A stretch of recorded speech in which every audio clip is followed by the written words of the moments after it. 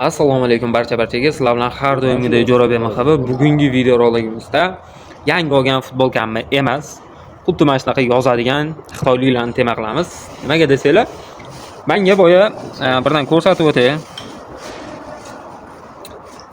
WhatsAppimga oddiy shunaqa xabar keldi. Ko'rishingiz mumkin. Buni ekranni mana yoqdan ko'rsatib qo'yaman, ochiqdan-ochiq. Xullas menga 744 ta to'g'ridan-to'g'ri telefon bo'lyapti. Keyin men 744 o'zida qaytarib telefon qilaman, menga keyin yozishyapti.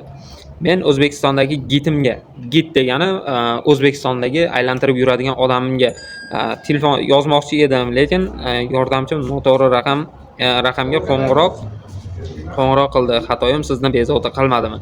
Qilmadi degan umiddaman. Siz O'zbekistonlikmisiz deb yozyapti menga. Как будто u bunday chet eldan kelgan odam, uni kimdir aylantirib yurish kerak.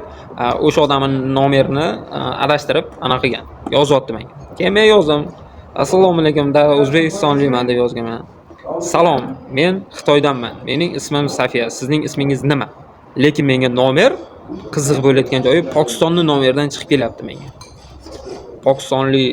Pokiston nomeriga ochilgan WhatsAppdan xitoylik odam yozyapti.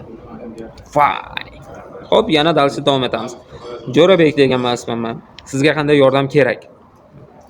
Jo'rabek, siz bilan tanishganimdan xursandman. Men 31 yoshman. Siz necha yoshsiz? Как будто undan tashqari bu odam menga anaqa qilmagan. Masalan, WhatsAppga kimdir sizlarga yozayotgan bo'lsa, tepasidan yozilyapti, yozmoqda deb chiqadi. Lekin bu menga yozyapti deb chiqmagan. Xo'p, darsga davom etamiz. 24 yoshman deganman. U yozgan menga 24 yosh, ajoyib yosh degan. Men moda dizayneriman. Kasbingiz nima? Quruvchilik ishi bilan shug'ullanaman deb yozganman. Xo'p, quruvchilik ishi bilan shug'ullanaman. Tushundim, bu juda zo'r ish. Bu ishda yana muvaffaqiyat qozonishingizda umid tilayman. Bu umid tilamoqchi emas, prosta mana qoq ketmoqchi. Maqsad nimadir qilib meni biznes qilmoqchi. Xo'p, rahmat. YouTube va Instagramda video joylab boraman. Bloger bo'lishga harakat qilyapman deb yozganman. Prosta o'zimni как будто o'zimni qandaydir qo'yga solganman. O'zim nagli yozdim. Qandaydir bir loqqa soldim o'zimni. Xo'p, xush kelibsiz degan. Men rahmat deganimga xush kelibsiz deb atlet ketyapti. Xo'p, yana darsga davom etamiz. Bugun tanishganimdan xursandman. Bu mening yordamchimning raqami. Agar xohlasangiz shaxsiy nomerimni qo'shishingiz mumkin. Shunda biz bog'lanishimiz mumkin. Bitta savol menga u bilan bog'lanish nimaga kerak? Yana bitta narsa, WhatsApp asosan bitta odam ishlata oladi WhatsAppni. Uni xuddi Telegramda 2-3 kishi ishlata olmaydi WhatsAppni. WhatsApp bitta nomer. Masalan, men WhatsApp ochdimmi, sherigim boyaga WhatsApp nomerimga yana ochsa, mendagi WhatsApp profilim avtomatik chiqib ketadi, u nomerga to'g'ridan-to'g'ri o'tadi. U telefonga to'g'ridan-to'g'ri o'tadi.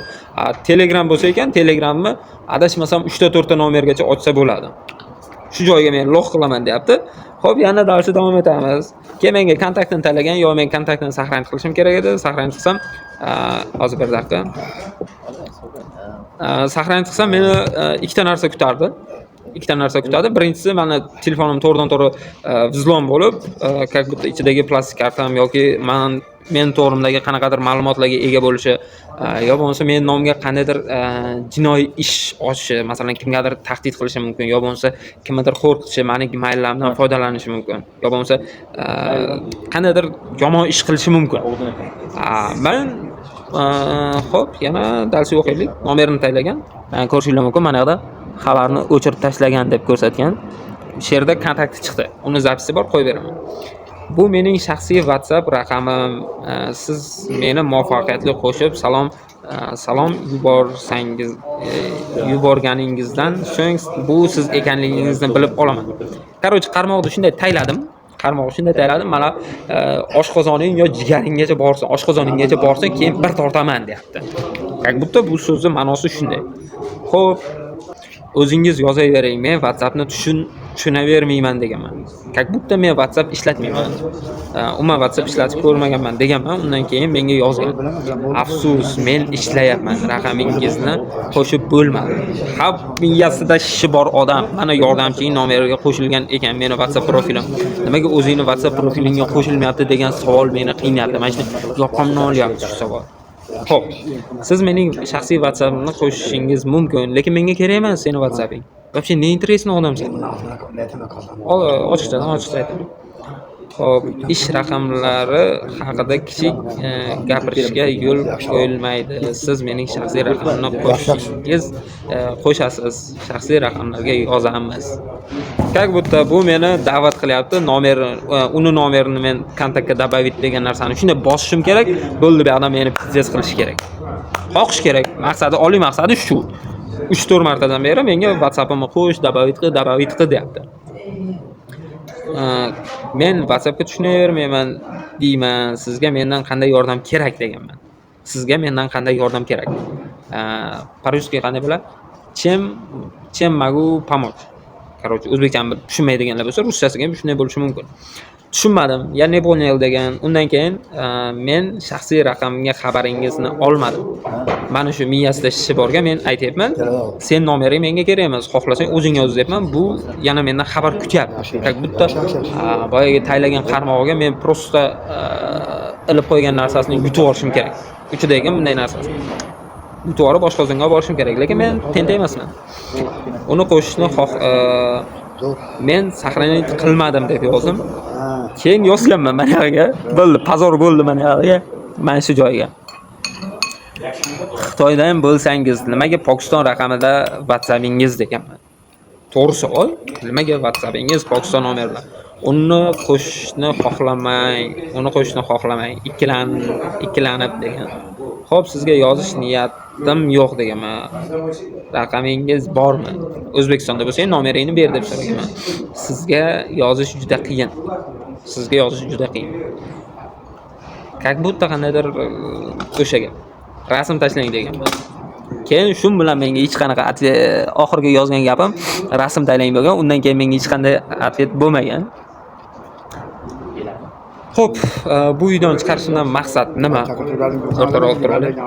Bu videoni chiqarishdan WhatsApp deyapman. WhatsAppda muammo bo'lgandan keyin miyamga WhatsApp so'zi yozilib qoldi. Miyamga o'rnashib qoldi WhatsApp. Bu videoni chiqarishimdan maqsad nima?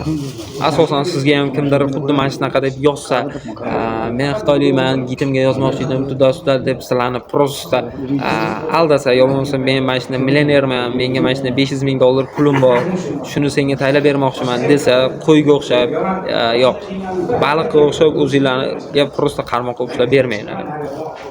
Maslahatim, o'zinglarni prosta qo'yga solinglar, ularni nima deydi? Anosini bilinglar. Mana shunaqa kontakt taylaydi, APK fayl taylaydi, yo bo'lmasa qanaqadir silka taylaydi. Bunaqa narsalardan juda ogohlaninglar, ogoh bo'linglar. Bu videoni masalan mana shunaqa xabarlar orqasidan ziyon ko'rib qolmanglar degan maqsadda chiqaryapman. Menga hech qanaqa foydasi yo'q, bu menga hech qanaqa ziyon ham bera olmadi. Bundan keyin ham ziyon bera olmaydi. Bunga o'xshagan o'zini aqlli geniyman deb o'ylaydigan dalbayoblar menga hech qanaqa ziyon keltira olishmaydi. Sog' bo'linglar, salomat bo'linglar. Sizlar bilan har doimgidek jo'ra bemahabat. Mana piska ko'zlarga ishonmanglar.